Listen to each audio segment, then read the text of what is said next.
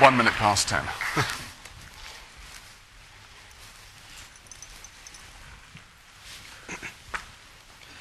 Good morning. Well, I guess if you consider what Don just said, what he essentially said in his introduction is that I will largely bore you to death over the next 45 minutes. What I want to look at broadly are some of the challenges that I think are much beyond just a learning function within the learning and development field. I'll start just by going back to an illustration from October 28th, 1906. There was a passenger train heading toward Atlantic City. As it approaches Atlantic City, going about 40 miles an hour, it crosses a drawbridge. For whatever reason, it jumps the bridge, and 3 of the cars plummet into the river. Now, with the train doors closed and locked for departure, the people trapped inside, in spite of their struggling, were virtually unable to escape as the water started coming into the train car. In total, 57 people were killed.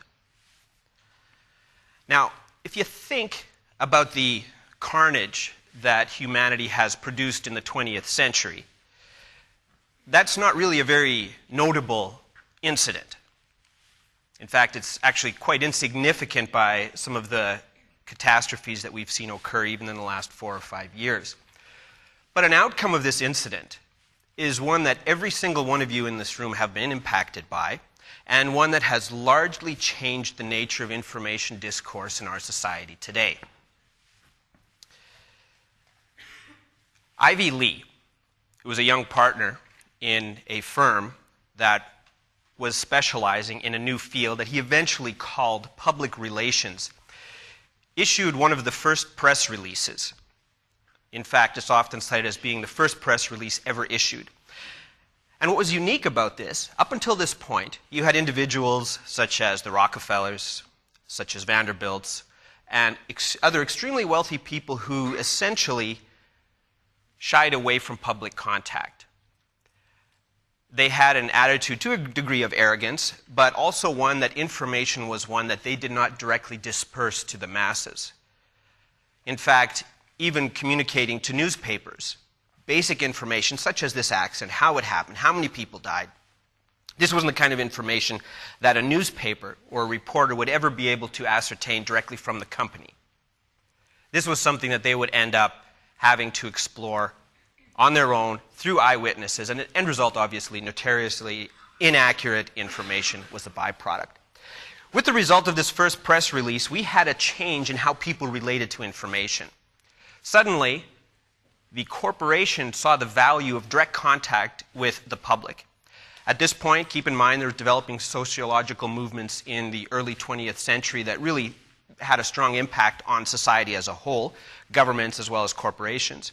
So during this time, the ability for a corporation to shape its message, or more accurate in a term I'll talk about in more detail shortly, but the ability of the organization to shape information allowed them to cast themselves in the most favorable light to the public.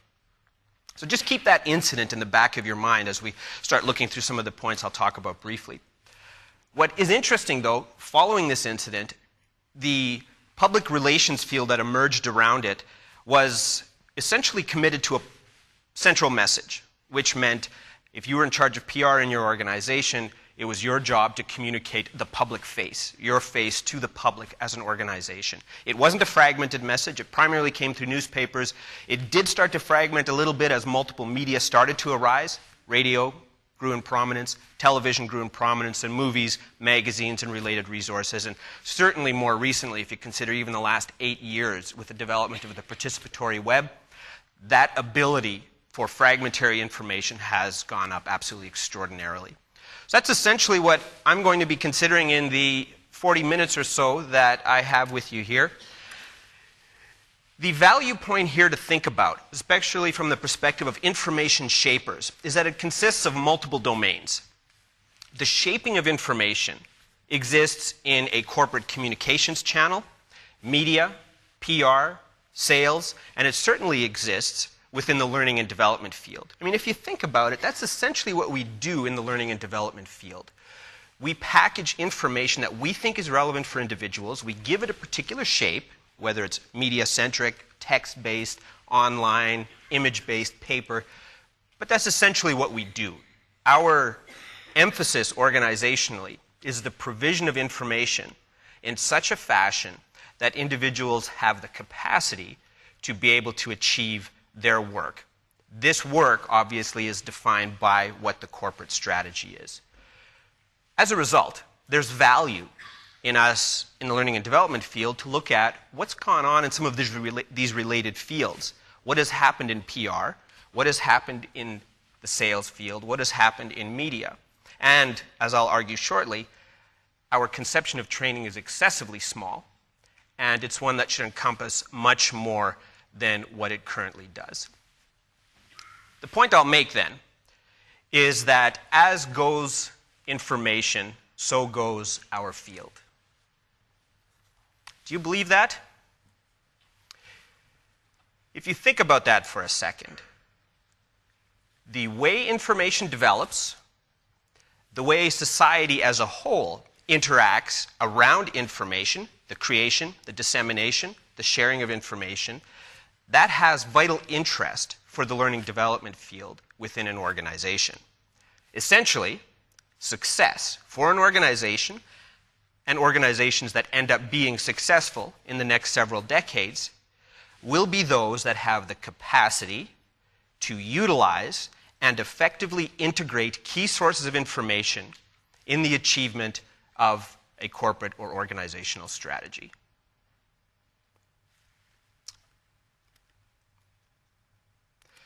The challenge, though, that we face is, I think as a learning and development field, we are largely visionless. We have a view of learning and development that arises from a climate that really doesn't exist anymore. Now, if you've been going to conferences for the last few years, rest assured you've heard that statement often, right? You've heard the talk, oh, it's, the industrial era, we still got an industrial model of education. Well, that may all be true, but if you really consider for a bit, the fundamental issue of change is around what's happening differently with information. Hence the two primary arguments. One, our view of learning is too small. We have two options, I think. We either expand and integrate the function of learning and development within our corporations, or we risk being subsumed by other departments. Essentially what I'm suggesting is that if learning and development are not capable of conceiving a broader vision of interaction with the organization, namely a vision that is centric on information that influences all information-related channels within a corporation, we will be subsumed as unique departments. Primarily, learning, then, is, in my view at least, really developing the capacity organizationally to handle information and to handle it well, which is why I'm turning at least partly to some of the lessons that we'll find in related fields. This secondarily then requires, and I'll build out that argument a little bit more about the information reach of the learning and development field that should be well beyond just learning and development. I'll get to that in a little bit, but I just want to emphasize the notion of broadening learning. First of all, obviously, the requirement of a compelling vision. When Ivy Lee and Edward Bernays, if you recall him as well as a shaper of public strategy and PR relations in the early 20th century, they literally formed a brand new field that was defined on one premise.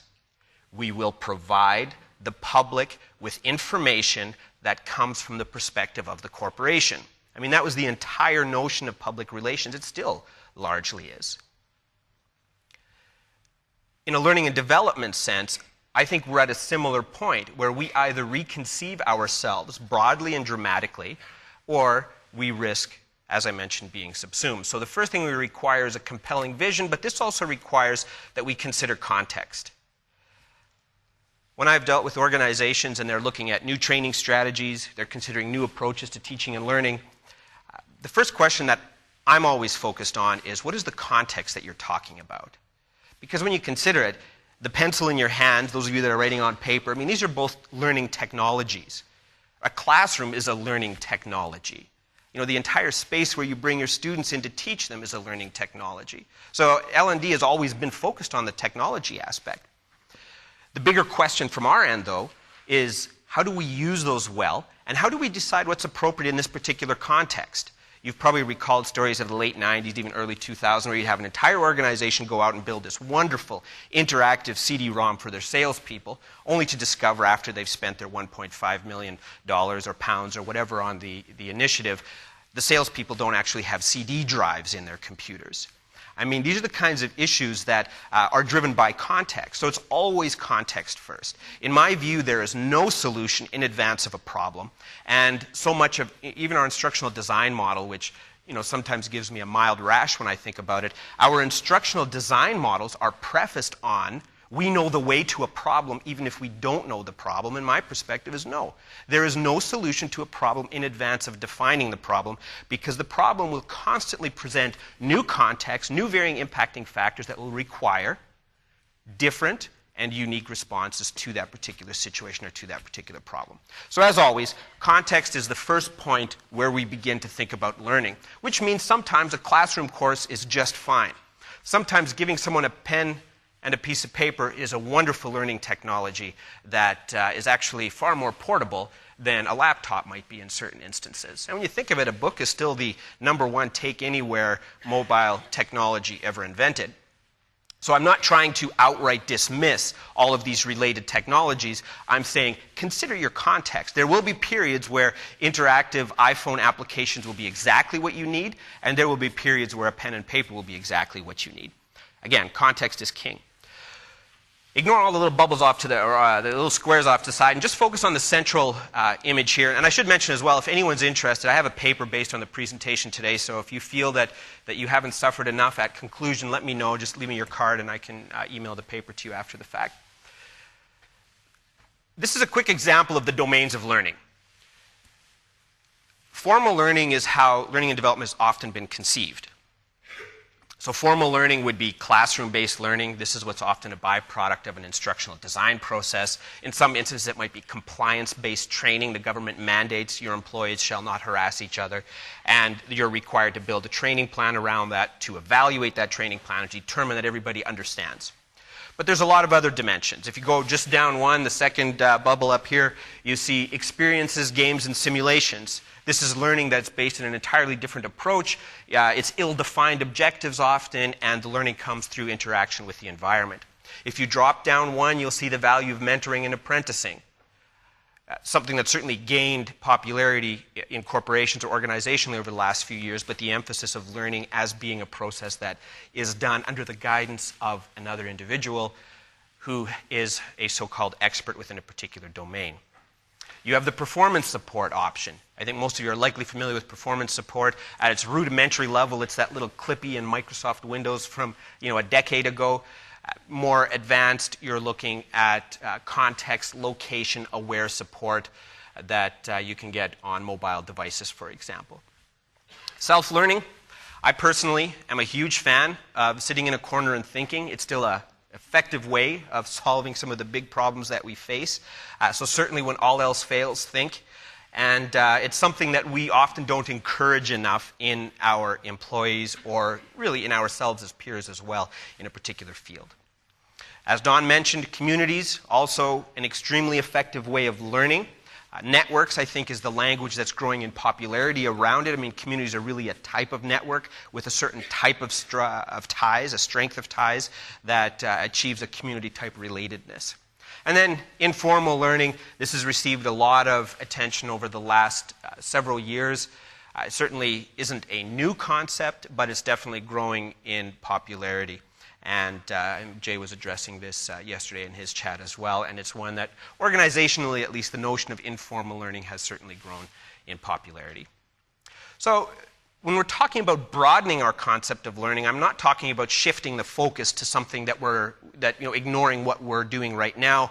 I'm talking about thinking of the right context and then taking the right approach to be able to provide that particular source of guidance for individuals who need that. So let's step back then from that chat of the lack of vision that we have organizationally as a rule within the learning and development field, and let's focus a little bit on what are some of the things that are happening with information. Well, one of the first things is hyperfragmentation. Whether it's the evening news program that your parents watched, perhaps you watched, and you may certainly still do. It might be the newspaper that you pick up in the morning, but likely you're finding your information from multiple fragmented sources. So on the one hand, you read a blog. Maybe you pick up a journal, business-related journal, a journal in your trade field. You might end up belonging to a particular community or a network in Facebook, sharing information and resources that way. You might be on Twitter, happily chatting about the things that you find to be of direct personal interest and gaining some informational value from the network that you're connected to there. You might participate in user-generated content environments where a group of individuals together are creating resources. It could be done through a wiki, but certainly that's not the only way. Google Docs is another popular one, but there's a lot of enterprise-related applications as well that have this intention of gaining value from the network of learners within an organization. And YouTube is another example. I mean, certainly when you consider, the Queen has a YouTube channel, the Pope has a YouTube channel. It's a way of even very traditionalist fields and individuals communicating their message in a very fragmented world. And this applies not just to content, it certainly also applies to conversations. There was I'm not sure if you read Chris Anderson's emphasis on the long tail, and I typically don't like to talk about hype-based books like The Long Tail because it fits in the realm of happy buzzwords. But one of the interesting points mentioned in there was I Love Lucy as an American television program. At its peak, it was literally approaching 3/4 of American households had watched this program on a weekly basis, which meant if you go to work on a Monday morning and you chat with colleagues, all of you could chat about I Love Lucy. Today, the most prominent television programs sit at less than 20% of audience penetration, which means when you go to work, chances are if the most popular shows, let's say it's CSI, the original Las Vegas version, likely you won't see more than 20% of your colleagues who will have watched the program. Now, what do you think that does? It eliminates the common language, the common social objects around which we begin to dialogue with each other. The social objects that allow us to be connected to each other neutrally, where you sit down and say, oh, did you see I Love Lucy yesterday? I've never said that, by the way, but let's just say, you can ask individuals and you have that common point of contact. It's like the weather, right? But now with information, it's so fragmented that we have common stories to talk about, but we've experienced them in dramatically different ways. There was a statement put out by Ivy Lee again in early 20th century, and he made a statement that could have been made by one of our wonderful Web 2.0 gurus today, and his statement was that the people now rule, the divine right of kings has been replaced by the divine right of the crowd. So this is early 20th century. And his point was people want democracy, and if you want to interact meaningfully with your people, you have to interact with them on those terms. But the question is, do they actually rule well? Do people rule well in a democratic fashion? Authority of resources such as Wikipedia sometimes calls that into question. Some of the activities, we'll talk about this in a little bit, of people who have a political agenda, who when given an open platform or a democratic space, it does call into question whether people rule themselves well. And it also asks the question of, what about expertise? What's the role of expertise in a society of weak links and quick connections when depth of thought doesn't occur because we're moving from one idea to the next so rapidly? I'm convinced, I used to be a very happy smoker, I might add. And in Canada, you can't really smoke anywhere anymore other than outside in isolation. So I don't smoke, but you kind of hear these stories of individuals who wake up at 4 in the morning and have a desire for a cigarette. I get that with information sometimes. You'll get up at 4 in the morning, I got to check my Gmail account. And it's not a good way to live, actually, because what ends up happening is your ability to think deeply and in a sustained manner about a topic, which is a critical requirement for the development of expertise, is limited. If you're fluttering from your Gmail to your Twitter account, to a Flickr account, to your Facebook feed, to whatever else it is that you move along to, you'll have an extreme difficulty developing the capacity for depth of thought. You've likely encountered research as well that talks about an average task switching routine can take up to 20 minutes of productivity, which means you write a report, you check your email, there is a 20-minute effective productivity transition that you lose in the moving back and forth between those two different domains, which is a huge problem. When you think about what research has established about expertise, to be an expert, to become an expert, takes enormous time and focus. Expertise is traditionally seen, and again, research on this goes back to the 1960s and 70s on research of chess masters. A 10-year cycle is required in order to become an expert in a particular field. 10 years, and that's sustained focus and effort. Gladwell has written a pop psychology book on a similar subject right now. I'm not sure how many of you have read it, but the research is quite solid that a 10-year segment is required in order for an individual to become an expert within a particular field. Gary Klein, in his text, Sources of Power, has an interesting illustration. He looks at what happens when a firefighter approaches a fire. Now, this might surprise you, but they don't go back to the ADDIE-based training model that they experienced when they were first in the fire force and said, step 1, there is fire. Step 2, find fire truck. Step 3, that's not how they tackle a fire situation. Newcomers do, which isn't surprising because that's how we've taught them.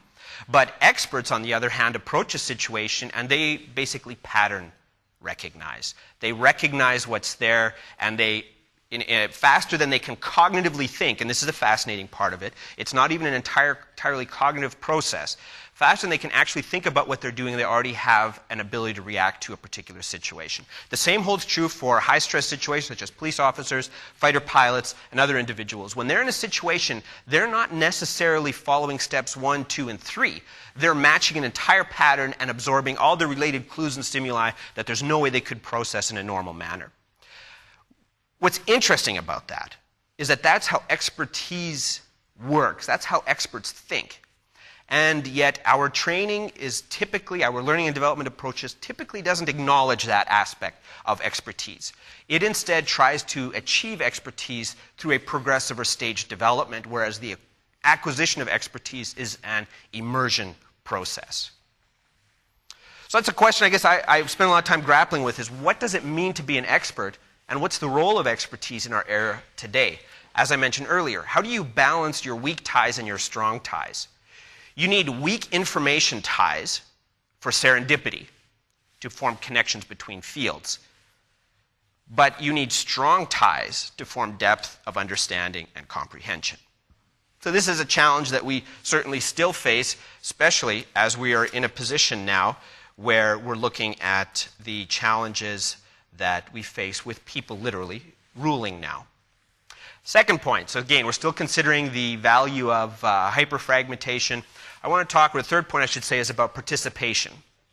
Several recent events I think are quite notable. You're likely aware of the 2005 Asian tsunami, the 2004 I should say, the 2005 Hurricane Katrina, the presidential election of 2008, more recently Flight 1549 that came to a comfortable landing on the Hudson River. These are all instances where traditional media didn't provide the primary voice. It was the fragmentary media of many individuals posting a Flickr image, a quick podcast, a little blog post, and it was the disaggregated information space that ended up providing a comprehensive image of what happened. So we in organizations tend to really think participation is a wonderful thing. How many of you recall the 2006 Chevy Tahoe campaign of participative media?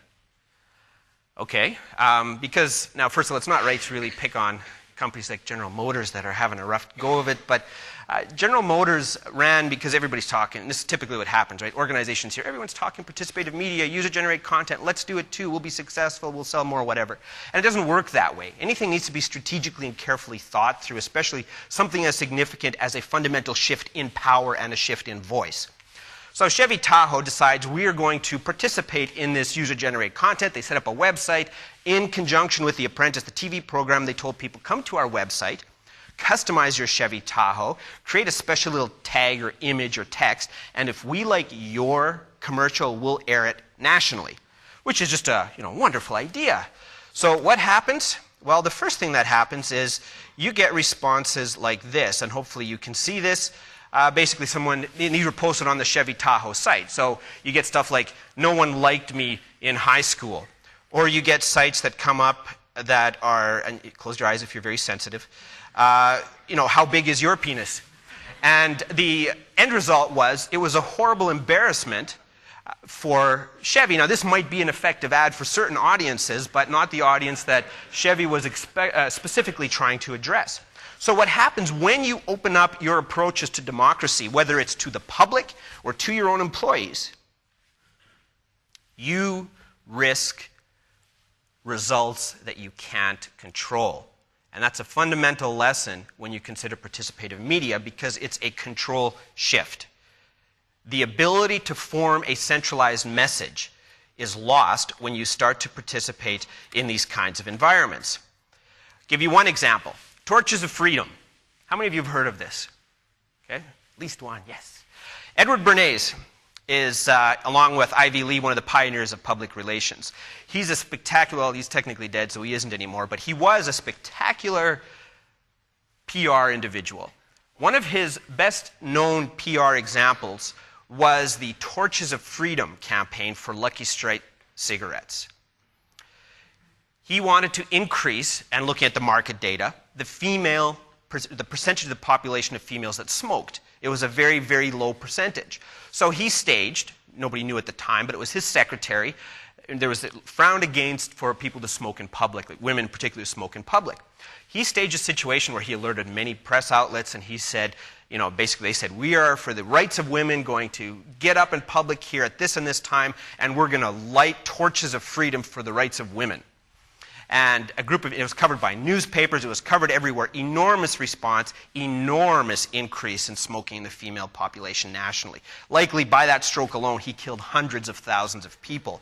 But the end result was tremendously successful ad campaign. Why? Because he could control and manipulate the message, because there was a centralized outlet. Fact-checking didn't occur behind the scenes, and individuals weren't calling into question what it is that he was doing. So just a wonderful example of the depravity that a centralized message can generate. But a centralized message isn't possible anymore. The Chevy Tahoe example, where they're trying to engage with their audience, or the plane crash, the Flight 1549 that landed in the Hudson River. It wasn't something that was covered by CNN and CNN alone. Within minutes, postings were on Twitter. Within 5 minutes, images of the plane crash were up on Flickr. Within half an hour, you had rudimentary clips of video being posted already. You had commentary.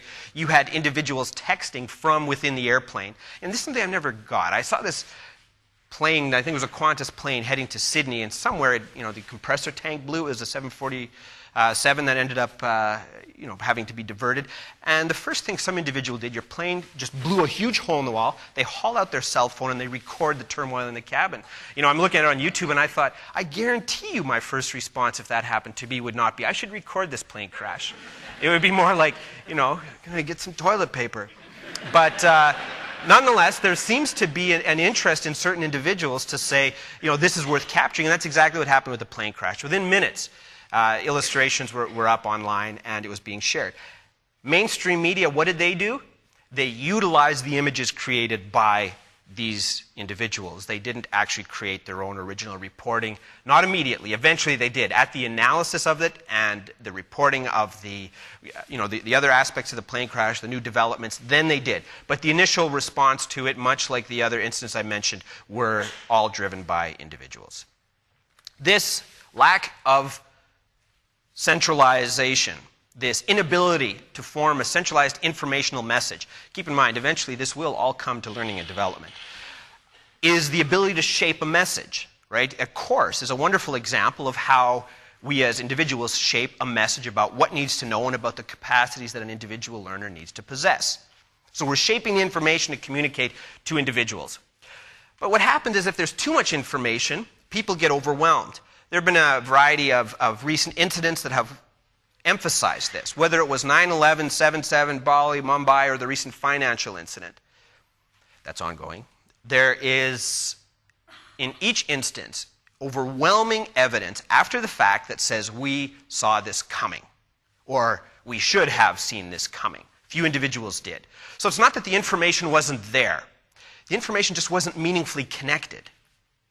This is nothing new. There's an article written, I believe it was 1970, 72 or so, by P.W. Anderson, and he made one of the most prophetic statements that I've encountered on the nature of our climate today, and he said, more is different.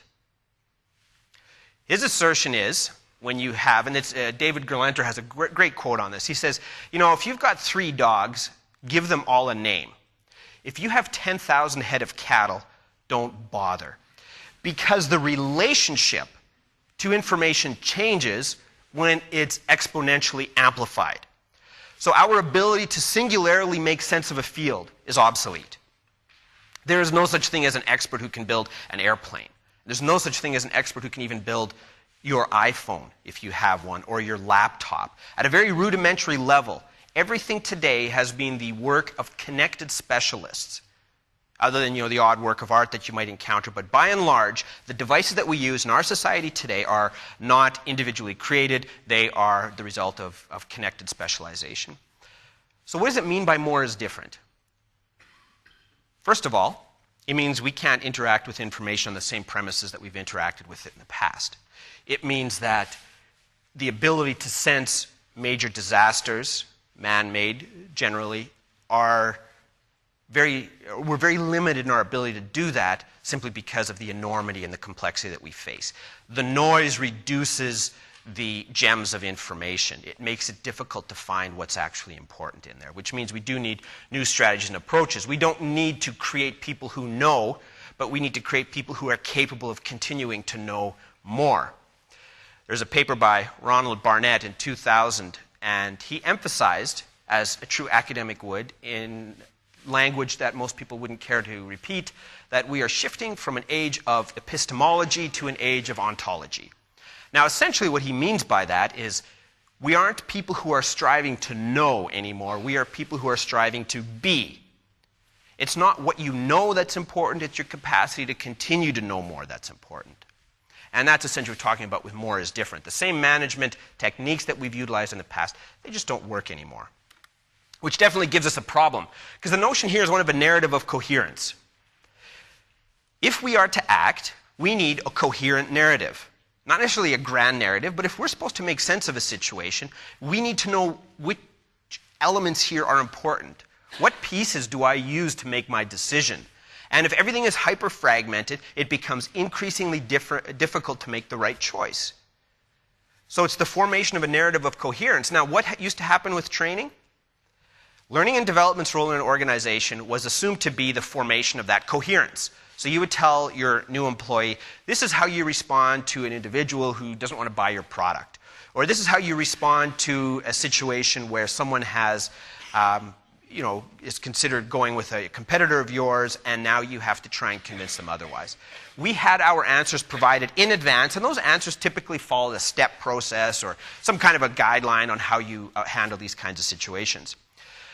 But ultimately, the narrative of coherence of that era is gone because by the time you create your message to give to your employees, the information base that you used to create your message has changed. We're not very good at reacting to that, though. I mean, if you think of it now, how many organizations, and I'll just look at where I am, how many organizations have had enormous changes since September 2008? Most of you likely haven't felt an enormous transition.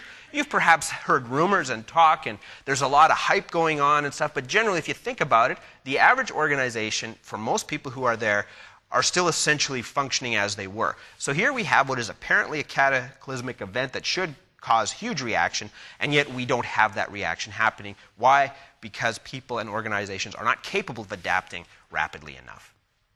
So we end up with this climate that creates an awful lot of undiscovered public knowledge.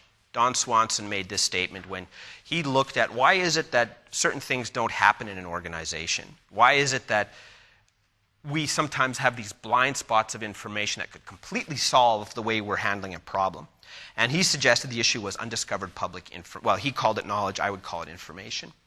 But it's the assertion that there are people in your organizations who know what you need to know, but you haven't created the mechanisms by which they can come to know what you know, and thereby be able to do twice as good a job with that client, or thereby be able to make an enormous impact. One quick illustration of this, IBM has, for the last several years, been quite aggressive in trying to promote a more socially connected culture, because the power of the individual to be able to connect expertise is significant. So the creation of blue pages and other help resources, they can find each other. That's essentially what they're doing. They're mechanically trying to find each other. And it's a model that's better than nothing, but it's not a sustainable model. I think findability should be something that's inherent to a process. It's not something that should be explicit. The solution is technological. I'll talk about that again a little bit later on. But for now, just recognize that the impact of this informational fragmentation has been the creation of an astonishing amount of confusion and inability often to act in a coherent manner because we don't have a proper conception of a situation. I want to introduce two things. You may have encountered these distinctions before. They're typically done in a quadrant. I'm just going to reduce it down to two. For the bulk of the 20th century, we viewed the world as being complicated. Now, a complicated world is, well, really how, give you an example, the American military sees the world.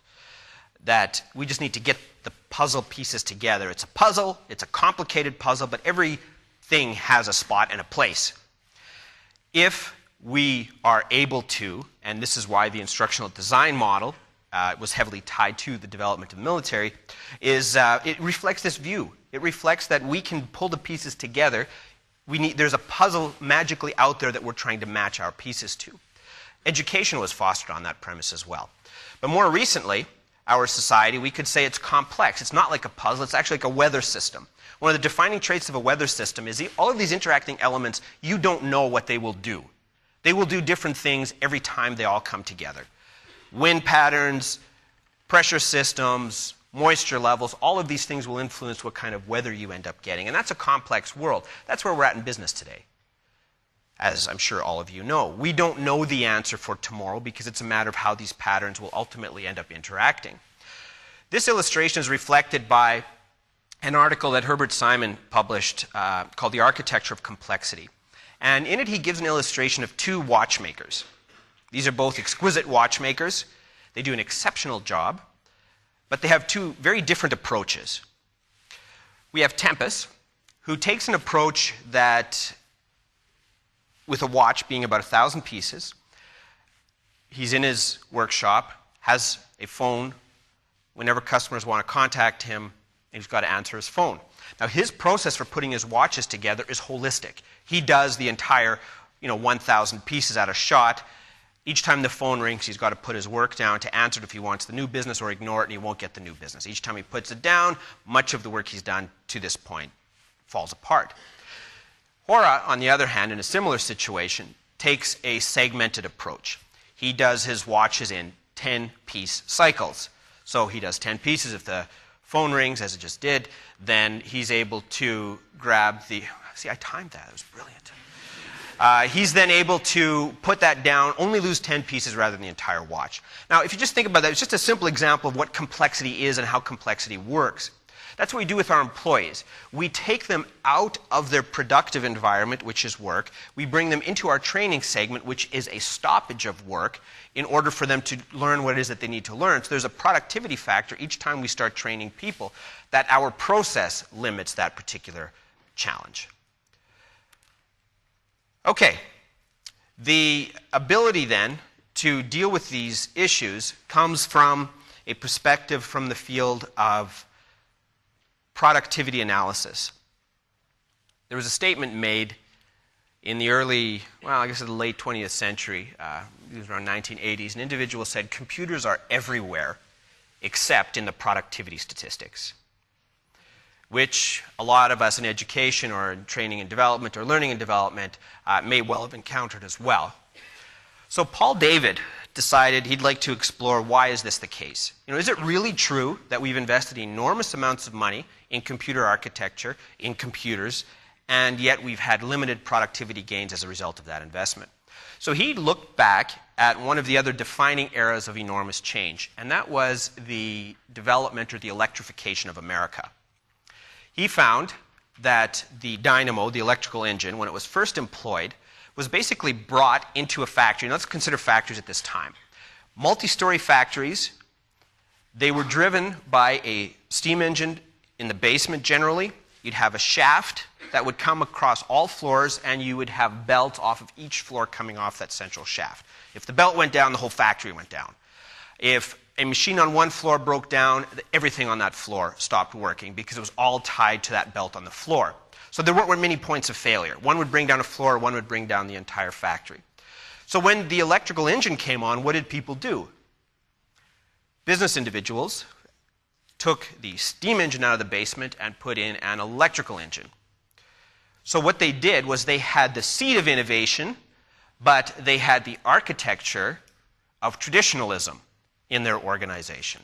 As a result, there were virtually no productivity gains in the first 20 or 30 years in the development of the electrical engine, simply because the design of the institution held within it the traditional values that existed when that business was built. Things such as the assembly line, which was a natural affordance of electrification, weren't enacted until a long period, decades after the electric engine started to appear. The same holds true from a training and development perspective, that the capacity in our organizations to innovate with technologies, mobile technologies, are enormous. And yet our conception of training and learning and development are significantly hampered by the model under which we designed our academic systems or our learning and development systems. So the challenge is to think of the affordances that exist within these organizations, new ways in which we can utilize these types of technologies, but also to develop skills and attitudes that are aligned with some of these information attributes. And by aligned with information attributes, I mean, why are individuals coming to a physical classroom, or why are you having business meetings in many instances when the development of video conferencing is actually quite advanced, or even just tools like Adobe Breeze or Illuminate or Adobe Connect, I guess it's called now, are prominent, as well as numerous other tools. So our opportunity then is to rethink what it means to train, and this is getting back to the original point that I mentioned, that entire space of information exchange, whether it's interacting with colleagues across an organization, online meetings, video conferences. In my view, these are all learning and development related functions.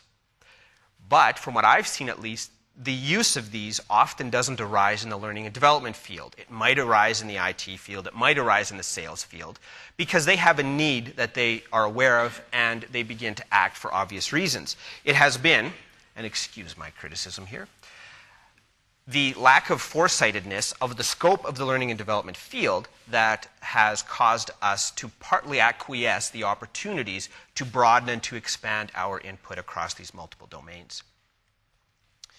In an organizational sense, what we wish to do with our learners is to really increase the opportunity for them to form connections. We wish to increase the opportunities for them to form meaningful connections, connections that will integrate what they already know and what they need to know. And there's a variety of things that are critical within this particular challenge, because when we start to consider our strategies, the big issue is the meaningful integration of information. And yet, our strategy doesn't have the same stabilization process it used to have. Just talked about complexity and complicated a few minutes ago. The periods of change in the past would cause a tumultuous cycle. The cycle would stabilize, and then we would have a new normal. And I'm not convinced we're going to have a new normal. I think perpetual change is the new normal. The notion of stabilization isn't going to occur the way it has occurred in the past. As a result, the function of an organization from a learning and development stance is no longer to take the key elements that need to be learned, package them, and then present them in an isolated manner. It's instead to fragment the training development information in a similar sense that most information is fragmented, and then present it in an available manner that also reflects the devices, the tools, and the ways in which people are actually interacting. So the stabilization factor simply isn't there anymore. The measurement, the ROI component, once again, is extremely difficult to do, and we certainly don't have enough time. I want to finish off here in just a few minutes. But we don't have enough time to get into this at length. But the ROI capacity is definitely different as well.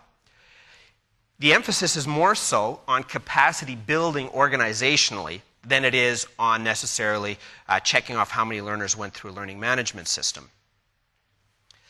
It ties back to the earlier assertion that I made about the importance of us recognizing that if it's information, and if it's about shaping information, in my view, it should be an area where learning and development should be prominent. Our field should be prominent in those spaces, whether it's in just the support of collaboration organizationally, video conferencing work, or whatever else is happening.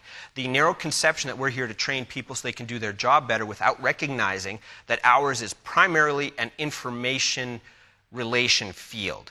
It's our ability to assist individuals to manage information and to relate well to information and to use information to create meaningful connections is the heart of what it is that training and development departments should be doing. The question, obviously, how practical is this? Because it does require, and if you think of this for a bit, and I know if probably some of you are at least thinking a whole lot of yeah buts. Like, I know that might be the case, but here's the problem I have. And what you're suggesting requires that we completely change our training structures in the organization. It requires that we relate differently to our strategies. It requires that we rethink some divisional boundaries. And I guess the short answer is, you're right, actually, it does all of those things. So in our current context, and with the framework and the view that we have of what education, corporate education has been over the last several decades, no, it's not practical at all. But the question I would put out is it about perpetuating an existing model, or is it about preparing an organization for future capacity to respond to a world of high levels of ambiguity, high levels of constant change, and to be able to effectively navigate that kind of a future? If that is a mandate, and I mean, really, I set that up, so if you say no, then I don't know what to say. But, I mean, if that's the mandate of organizations, then it does require that we look more significantly at some of the points that I've thrown out briefly here. Namely, how do we integrate these structures? How do we adopt a different view of learning and development? How do we influence our mandate and move our mandate well beyond the current narrow conception that it has in many organizations? And how do we do this strategically, simultaneously aligning our organizations to the market potential that exists, as well as the capacity of employees that we're developing? I'm going to leave it there, and we have about 10 minutes for question and answer. So I went a bit over time what I wanted to. It's always better to chat than to talk.